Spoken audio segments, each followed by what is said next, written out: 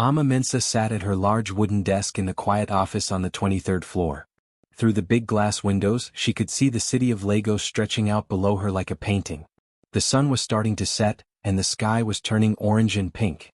She was looking at numbers on her computer screen, numbers that showed how well her hotels were doing. 7 hotels. 7 beautiful places where people from all over the world came to stay and enjoy themselves. Amma felt proud when she thought about this. She had built all of this by herself. Not with a rich family behind her, not with money given to her. She had started with nothing but an idea and hard work. Every hotel bore her name, her vision, and her dreams. The Mensa hotel chain. People in business knew that name now. They respected it. She had been working for almost 10 hours that day.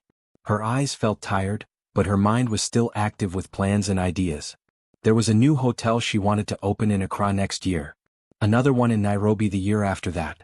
She was thinking about how to make the hotels more beautiful, how to make guests feel special, how to train young Africans to be great leaders in the hospitality business.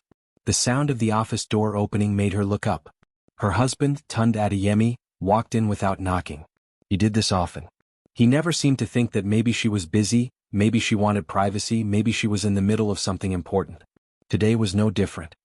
He walked in the way a man walks into his own house, with the certainty that he belonged there and that his presence was wanted. Tunde was a handsome man. Amma could still see why she had married him 10 years ago. He had kind eyes and a smile that used to make her feel safe. But today his face had a different expression. He looked like he had made a decision about something and he was about to tell her what it was. The kind of expression that came before news that would affect her. "My brother's wedding is in 2 weeks, Tunde said. He did not sit down. He just stood there near the door as if he did not plan to stay long. "I already told the family that you will not be attending. Your business trips always cause problems, and I do not want my family to be embarrassed by you. I do not want people to see you working on your phone during the wedding. It does not look good." Amma stopped looking at her computer. She turned her chair to face her husband directly. She could feel something happening inside her, but she kept her face calm.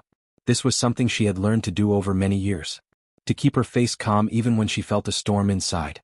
"What do you mean I will not be attending?" she asked slowly. Her voice was quiet. "Tunde, why are you telling me this like this? Why did you not ask me first? Why did you tell your family before you talked to me?" Tunde moved his hand in the air as if to push away her words. "Amma, you know how you are. You're always working. Your phone is always ringing. Your emails never stop. A woman should know when to stop working and focus on what is important. Family, home, her husband." "I do focus on those things," Amma said. She could feel her heart beating a little faster now. "But Tunde, my work is important to me. And I have never, not even one time, let my work stop me from being with you and our family when it really matters." "This is my brother's wedding," Tunde said, his voice becoming a little harder. "It is important to me. And I do not want my wife there looking like a businesswoman who is too busy for her family. I want my wife to be there looking like she belongs with us, like her family is her only concern." Amma opened her mouth to say something, then closed it again. She had learned this too, when to speak and when to stay quiet. She had learned it in these 10 years of marriage. She had learned it by noticing how her husband's face changed when she talked about her work. She had learned it by seeing how his mother looked at her when she took business calls at family dinners. She had learned it by feeling, again and again, the small pressure to be smaller, to be quieter, to be less. "Okay," she said finally. "Okay, Tunde. If that is what you want." Tunde seemed to feel better when she agreed. His shoulders relaxed. "Good. I knew you would understand. You're a good wife. You will stay here in Lagos while we go to Ibadan for the wedding. You can use the time to rest. Maybe spend time with your friends. And when I come back, we can spend time together as a family again." He left the office then. He walked back out the door the same way he had walked in, with the certainty that his decision was final, that his words were law, that his wife would do what he said. Amma sat alone in her office.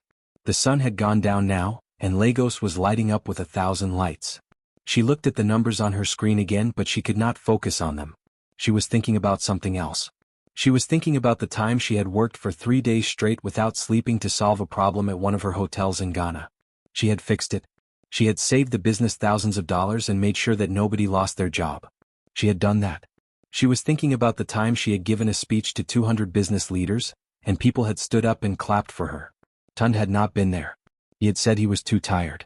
She was thinking about the scholarship program she had started for poor girls who wanted to go to university. 32 girls had gone to university because of her money and her help. 32 futures had changed because of her work. And now her husband had told her she could not go to his brother's wedding because she worked too much. He had not asked her. He had decided for her. He had told his family before he told her. Amma picked up her phone and looked at the time. It was almost midnight. She had been at work for more than 12 hours. Her eyes were tired. Her body was tired. But her mind was very awake. She made a decision that night. She did not make it in anger or in sadness. She made it quietly in the way she made all her important decisions. She made it with her whole heart and her whole mind. This would be the last time. The last time she would hide who she was. The last time she would make herself smaller to make someone else feel bigger. The last time she would accept being dismissed without her voice being heard. She did not know yet what this decision would mean. She did not know yet what would happen next. But she knew that something was going to change. She could feel it like the air before a storm, the feeling that everything was about to be different. Amma turned back to her computer and continued working through the night, but now her work felt different. It felt like it belonged to her completely. It felt like the first step in taking back her life. Kofi Adeyemi was lying in bed scrolling through his phone. He was supposed to be sleeping. His wife had told him to put the phone away and rest, but he could not sleep. His mind was moving too fast. In 3 days his wedding would happen. 3 days. He was nervous and excited at the same time. He kept thinking about things. Did he order enough food? Would the weather be good? Would his family all get along? He was scrolling through a business website when he saw a picture that made him stop. It was a woman standing in front of a beautiful hotel. The woman's name was written below the picture, Amma Mensah. And the title said she was the owner of the Mensah hotel chain. Kofi sat up in bed. He knew that name. Amma. That was his brother Tun's wife. But wait. Was it the same person? He read the article. It talked about 7 hotels in Nigeria, Ghana, Cameroon, and Kenya. It talked about a woman who started with nothing and built a business that was worth millions of dollars. It talked about how she was teaching young African people, mostly women, how to run businesses and be leaders. Kofi's heart was beating faster now. He clicked on more pictures. There was a photo of Amma giving a speech at a big business conference. There was another photo of her cutting the ribbon at a new hotel opening. There was a picture of her with important business people from all over the world. He read more articles. One article said that Amma Mensah was one of the most important businesswomen in Africa. Another article said she had started a program to help poor girls go to university. Another one said she was going to win an award for her work helping African businesses grow. Kofi could not believe what he was reading. His sister-in-law was famous. His sister-in-law was successful. His sister-in-law was known all over Africa for her work and her ideas. And his brother Tun had never told him. Not one word. He sat there in bed for a long time just thinking about this. Then he did something. He called Amma. It was late at night, but he did not care. He had to know. He had to ask her directly. Amma answered the phone on the 3rd ring. Her voice sounded sleepy at first, then alert when she heard who it was. Kofi? Are you okay? Is something wrong? Amma asked with worry in her voice. Amma, I need to ask you something, Kofi said. And I need you to tell me the truth. Are you Amma Mensah? The businesswoman? The one with the hotels? There was silence on the phone for a moment. Then Amma's voice came back, but it was different now. It was quieter. Yes, Kofi, she said. That is me. Kofi felt his whole body go cold and hot at the same time. But Tun never told us. He never said anything about this. Amma, you are famous. You are really famous. I just read about you. You are a big businesswoman. I know, Amma said quietly. Tun does not like to talk about my work very much. Does not like to talk about it? Kofi's voice got louder. Amma, you are not just a businesswoman. You are an important businesswoman. You have 7 hotels. You teach people. You have helped girls go to school. This is big. This is really big. Why would Tun not want people to know about this? Amma did not answer right away. When she did, her voice was very sad. He thinks it makes me look like I do not care about family. He thinks my work makes our marriage look bad. He thinks a good wife should not work so much. So I have been very quiet about it. I have been hiding it from his family. I did not think they needed to know. Kofi felt angry now. He was angry at his brother for not seeing how great his wife was. He was angry that Tund had made Amma hide who she was. Amma, listen to me, Kofi said. I just called you in the middle of the night because I could not believe what I was reading. I could not believe that you were my sister-in-law and I did not know this about you. I am honored.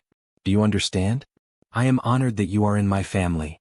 Thank you, Kofi, Amma said softly. I want you to come to my wedding, Kofi said. I want you to be there. And I want to tell people who you are. I want my family to know. This is something to be proud of. You are something to be proud of. Tun said I should not come, Amma said quietly. What? Kofi could not believe what he was hearing. Tun said you should not come to my wedding? He said my work would embarrass the family. He said I should not come. Kofi sat in the darkness of his bedroom, holding his phone to his ear, and he felt something shift inside him. He loved his brother. But his brother was wrong about this. Very wrong. Amma, you are coming to my wedding, Kofi said firmly. I am inviting you now. Officially. As my sister-in-law and as a woman I am proud to call part of my family. You will come and you will be celebrated. You deserve to be celebrated. I do not know, Kofi, Amma said, and her voice had a little hope in it, but also a little fear. I know, Kofi said. You are coming. That is final. I will call Tun tomorrow and I will tell him that I personally want you at my wedding. I do not care what he said about your work. I do not care what he thinks about it. You are part of this family and you belong there. After Kofi hung up the phone he could not sleep at all. He kept thinking about all the things he had read about Amma. He kept thinking about his brother not telling anyone about his wife's success. He kept thinking about how sad it must be for Amma to hide such an important part of who she was. He decided right then that things were going to change. His wedding would not just be about him and his bride. It would also be about showing the family what kind of woman they had been ignoring. It would be about bringing his sister-in-law out of the shadows and into the light where she belonged. Kofi turned to his wife who was sleeping next to him and he whispered, "You will not believe what I just found out about Amma." But his wife did not wake up, so he just lay there in the darkness, smiling, knowing that in 3 days, everything was about to change.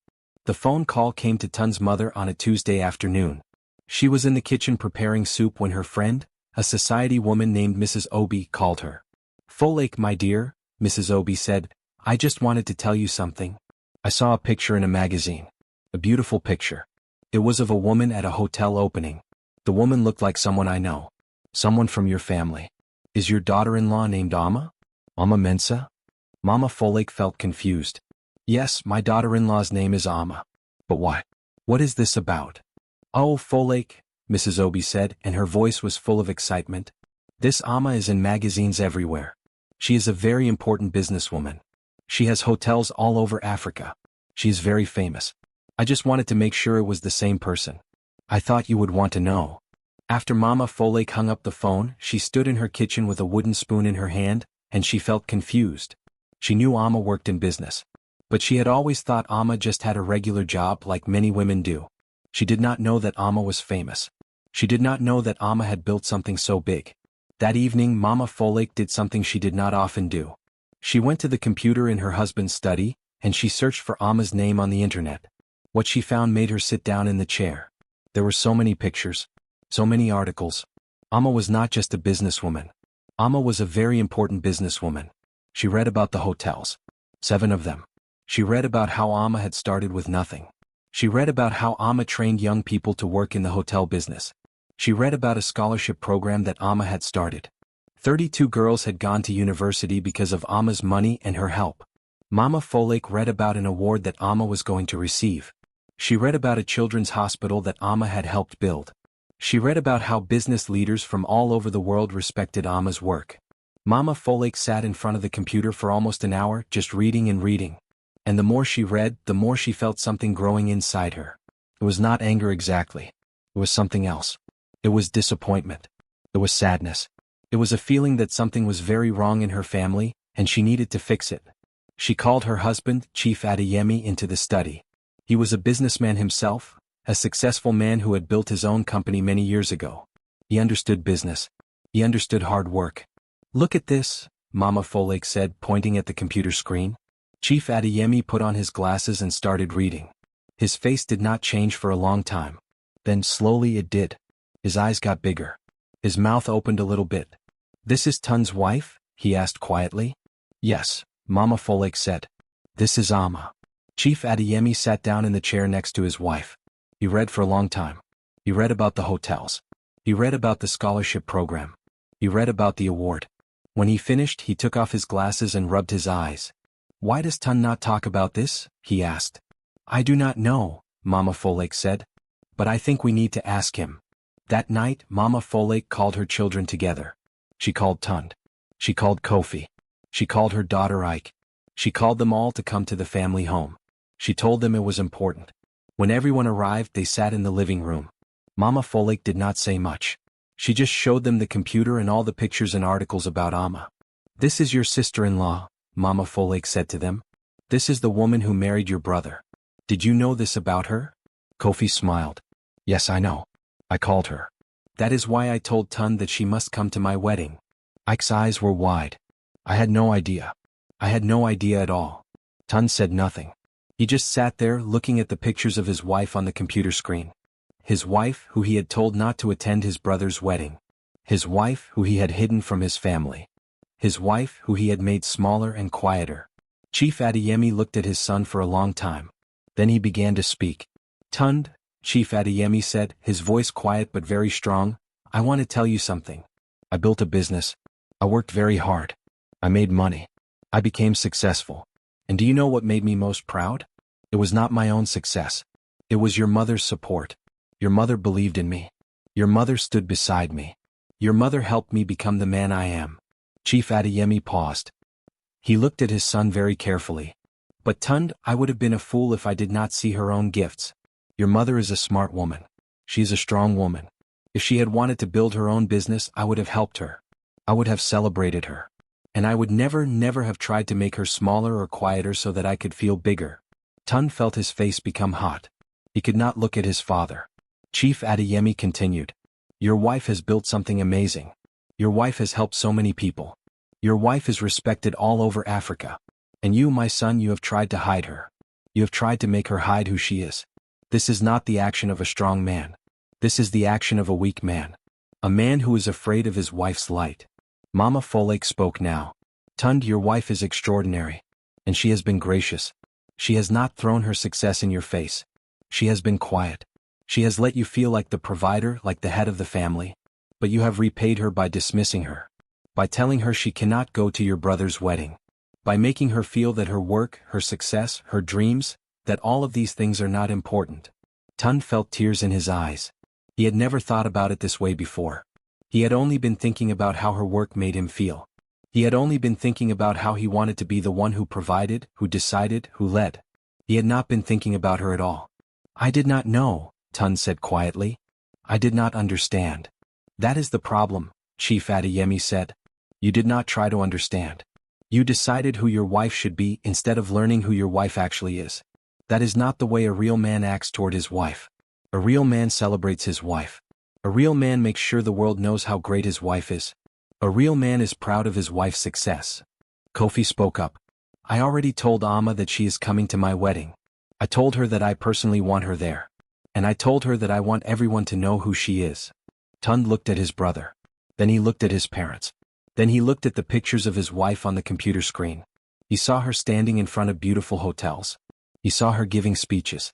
He saw her with important people who were listening to every word she said. And for the first time in 10 years, Tund really saw his wife. He saw her the way the world saw her. He saw her the way she actually was. And he realized that he had been blind. Completely blind. He had married an extraordinary woman, and instead of celebrating her, he had tried to hide her. Instead of supporting her, he had diminished her. Instead of being proud of her, he had been afraid of her. Chief Adeyemi put his hand on his son's shoulder. It is not too late, Tund. You can change. You can become the husband your wife deserves. But you must truly see her first. You must truly understand who she is. Tund nodded slowly. He knew his father was right. He had work to do. He had to change his mind, and more importantly, he had to change his heart. The day of Kofi's wedding arrived with bright sunshine and warm air. The event was being held at a beautiful venue in Ibadan, a place with gardens full of flowers and a large hall decorated with white and gold cloth. Guests were arriving all morning long. Women wore beautiful traditional dresses in every color. Men wore traditional clothes and modern suits. There was music and laughter and the feeling of celebration in the air. Amma was getting ready in a hotel room nearby. She sat in front of a mirror while a woman helped her with her hair. She was wearing a traditional Yoruba ensemble, a richly patterned wrapper in deep blue and gold, wrapped around her waist. Above it, she wore a matching top with beautiful beads sewn into the cloth. Gold jewelry hung from her neck and her wrists. Her hair was styled in a traditional way with gold thread woven through it. She looked at herself in the mirror and she saw a woman who knew who she was. She saw a woman who was confident. She saw a woman who was ready to stop hiding. She had not slept much the night before. She had been thinking about what would happen today. Tund had called her that morning. His voice had been different, softer, sadder. "Amma, I know you are coming today," he had said. "Kofi told me. I want you to know something. I'm sorry. I'm very sorry for what I have done. I have been blind. I have not seen you. Not really. And I want you to know that I see you now." Amma had not answered right away. She had listened to her husband's words, and she could hear that something was different in him. But she also knew that words were easy. Actions were harder. Now, as she rode in a car to the wedding venue, she sat quietly and looked out the window at the streets of Ibadan. She thought about all the work she had done to build her business. She thought about all the girls she had helped go to university. She thought about all the people who worked for her and believed in her. She was not going to hide anymore. She was going to be herself, completely and fully. The car pulled up to the wedding venue. Amma could see the beautiful decorations and hear the music. People were standing outside talking and greeting each other. When she stepped out of the car, some people looked at her. They did not know who she was yet, but she could see that they noticed her. She was wearing her confidence like a crown. Tund was waiting near the entrance to the hall. He had been looking for her. When he saw her, he stopped moving. He just stood there looking at his wife. Amma walked toward him slowly. Her gold jewelry caught the sunlight. Her wrapper moved as she walked. When Amma reached him, Tund took her hands in his. "Amma," he said, and his voice was shaking a little. "You are beautiful. I have always known you are beautiful. But today I see it differently. Today I see your beauty coming from who you are inside. From your strength. From your courage." "Hello, Tund," Amma said simply. "I need to say something to you," Tund said. "And I need to say it before we go inside. I have been a fool. I have been a man who was so worried about being big that I tried to make you small. I was insecure. I was afraid. I was afraid that if you shone too brightly, there would be no light left for me. But that was stupid. That was very stupid." Tund took a breath. His eyes had tears in them. "Your light does not take away my light," he continued. "Your light makes my light brighter. Your success does not make me less of a man. Your success makes me more of a man because I get to stand beside you. I should have been celebrating you all along. I should have been telling the world who you are. And I am sorry that I did not." Amma looked at her husband. She could see that he meant what he was saying. But she also knew that this was only the beginning. "We will talk more about this," she said. "But right now we have a wedding to celebrate." They walked into the hall together and Tund kept his hand on the small of Amma's back. The ceremony was beautiful. Kofi looked nervous and happy at the same time. His bride looked like she was walking on air. Tund and Amma sat together and watched their brother get married. Then came the reception. There was food and music and dancing. People were laughing and celebrating. Tund and Amma stood together and greeted people. Some of Tund's business colleagues came up to them and talked to Amma. They seemed to know who she was. They asked her questions about her hotels and her business plans. Then, as people were eating, Kofi stood up and asked for quiet. He wanted to say something. The music stopped. Everyone turned to look at him. "Today is a wonderful day," Kofi began. "Today I married the woman I love. But today is also a day to celebrate something else. Today I want to celebrate my sister-in-law, Amma Mensa." The room became very quiet. Tund's mother looked surprised. Tund's father smiled a little smile. "Many of you do not know this," Kofi continued, "but my sister-in-law is not just a businesswoman. She is one of the most important businesswomen in all of Africa. She has built a hotel chain with 7 beautiful hotels. She teaches young people how to be leaders in business. She has helped 32 girls go to university through her scholarship program. She has helped build a children's hospital. She is respected by business leaders all over the world." Kofi looked at Amma and smiled. "I want everyone here to know that we are honored to have her in our family. I want everyone here to know that she is someone to be proud of. Amma, will you stand up so everyone can see you?" Amma felt Tund push her gently. She stood up. All the eyes in the room turned to look at her. And then, something amazing happened. People started clapping. They clapped loud and long. And then they stood up. One by one, people stood up and clapped for her. Tund stood up too. And when Amma looked at him, she saw something in his face that she had never seen before. She saw pride. She saw admiration. She saw a man who was celebrating his wife. After everyone sat down and the party continued, Tun took Amma's hand and led her outside to a quiet garden. The sun was starting to go down and the air was becoming cooler. I meant what I said, Tun told her. I know I have a lot of work to do. I know I need to change my thinking. But I want you to know that I see you now. And I am proud of you. What changed? Amma asked. What made you see me? My family, Tun said. They showed me what I could not see by myself. My father told me that a real man celebrates his wife. And he was right. I want to celebrate you, Amma. I want the whole world to know how amazing you are. It is going to take time, Amma said. I need to see real change, not just pretty words. I know, Tun said. And I am ready to do the work. They stood together in the garden, watching the sky change colors as the sun went down. And for the first time in a long time, Amma felt like maybe, just maybe, her marriage could become what it should have been all along. A true partnership between two people who saw each other, celebrated each other, and believed in each other. 4 months had passed since Kofi's wedding. 4 months had passed since Tun's family had shown him the truth about his wife. 4 months had passed since Amma had stood up in front of everyone and let them see who she really was. In those 4 months, many things had changed. But the biggest change was in Tund himself. Tund had started going to see a counselor. The counselor was a man named Dr. Okafor, and he was very good at his job. Every week, Tund would sit in Dr. Okafor's office, and they would talk about Tund's feelings, his fears, and his ideas about what it meant to be a man. Tell me, Tund, Dr. Okafor had asked him in their first session, why did you feel so threatened by your wife's success? Tund had thought about this for a long time. Because I thought that if she was big I would be small. I thought that if she was successful, it meant I was not a good provider. I thought that a man is supposed to be the one who brings money, who makes decisions, who leads. And where did you learn this? Dr. Okafor asked. From my culture, Tund said. From my family. From what I saw growing up. I see, Dr. Okafor said.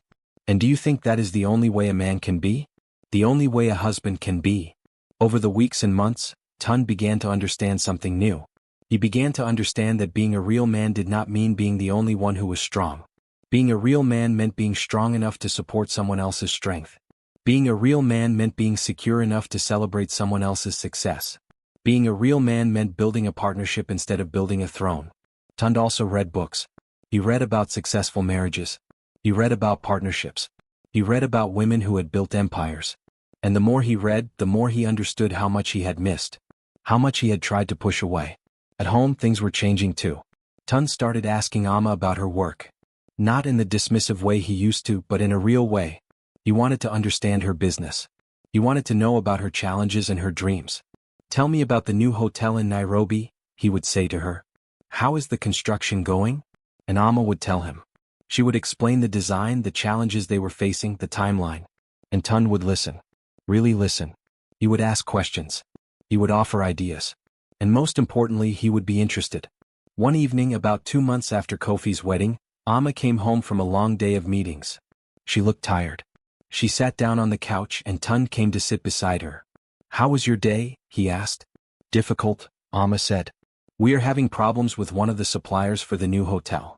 They are asking for more money than we agreed to pay. I do not know how to solve this. Tund listened. Then he said, tell me more. What exactly is the problem? Amma explained the situation. And then Tund, who had his own business experience, started thinking out loud with her. They talked through different solutions. They discussed what Amma could do, what she could say, how she could approach the supplier. You know, Amma said, this is the first time you have ever really helped me think through a business problem. The first time you have treated my work like it matters. It does matter, Tund said. It always mattered. I was just too blind to see it. Tund also started going with Amma to some of her work events. One day she had to give a speech at a business conference in Lagos. Tund went with her. He sat in the audience and watched his wife speak to a room full of important business people. She spoke with confidence. She spoke with knowledge. She inspired the people listening to her. When she finished, people stood up and clapped. And Tund stood up too, clapping louder than anyone else. When Amma came down from the stage, he hugged her. You were amazing, he said. You were absolutely amazing. Another thing that changed was that Tund became involved in Amma's charitable work. Amma's scholarship program was very important to her. Every year she helped girls go to university. Tund started helping her choose which girls to help. They would sit together and read the applications from girls who wanted scholarships. They would read about the girls' lives, their dreams, their struggles. and together they would decide who to help. Tund found that he loved this work.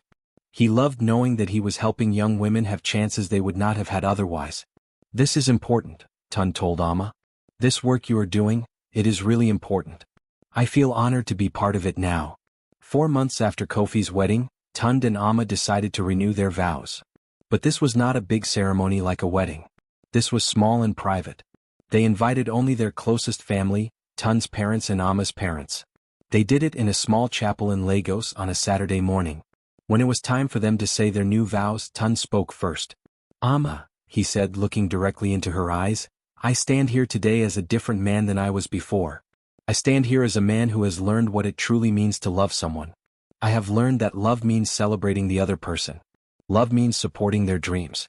Love means believing in them even when they do not believe in themselves. Tund's eyes had tears in them as he spoke. I have tried to make you smaller so that I could feel bigger. I have tried to hide your light so that mine could shine brighter. And I was wrong. I was so wrong. I see now that when I help your light shine, my light shines brighter too. I see now that your success is my success. Your dreams are my dreams. Your joy is my joy. He took her hands in his. I promise to spend the rest of my life celebrating you. I promise to be your biggest supporter. I promise to help you reach every dream you have. And I promise to never again try to make you be anything less than exactly who you are. Then Amma spoke. Tund, she said, I have learned something too. I have learned that when someone is willing to change, when someone is willing to look at themselves honestly and do the hard work of becoming better, that is true love. You have done that work. And I see you doing it every day. Amma smiled through her own tears. I married a man who I thought did not see me. But I see now that he was just lost. And now he has found his way back. Not back to who he was, but forward to who he is becoming. And I am proud of that man. I am proud to be his wife. After they renewed their vows, they had a small celebration with their families. Tund's father pulled Tund aside. I am proud of you, my son, Chief Adeyemi said. You have become the man I hoped you would become. You have learned that real strength is not about being big. Real strength is about being secure enough to celebrate someone else. 6 months after the wedding, Amma held a big international business summit at one of her hotels in Lagos. Business leaders from all over Africa came. Women entrepreneurs, male entrepreneurs, young people who wanted to learn about business, they all came. And standing at the entrance of that conference, greeting guests and introducing his wife, was Tund. He introduced her to important business people. He told them about her vision. He told them about her hotels. He told them about the girls she had helped go to university. He spoke about her the way a man speaks about someone he truly admires. And when people asked him about his wife's business, Tund did not look uncomfortable or uncertain anymore. He looked proud. He looked like a man who had found his place, not above his wife, not below her, but beside her. As the conference went on, Amma looked across the room and saw her husband talking to a young woman who wanted to start her own business. He was giving her advice. He was encouraging her. He was being the kind of husband and the kind of man that Amma had always deserved. Later that night, after the conference was over, Tund and Amma stood on the balcony of their hotel room, looking out over Lagos. The city was full of lights below them. Thank you, Amma said. For what? Tund asked. For changing. For doing the work. For becoming the man I needed you to be. Tund put his arm around her. Thank you, he said, for not giving up on me. For not leaving. For believing that I could become better. They stood there together in the darkness, looking out at the city below. And their marriage, which had almost broken, had become something beautiful. It had become a true partnership. It had become a place where two people could shine together, where neither had to be small, where both could be exactly who they were meant to be. And that, they both knew, was everything.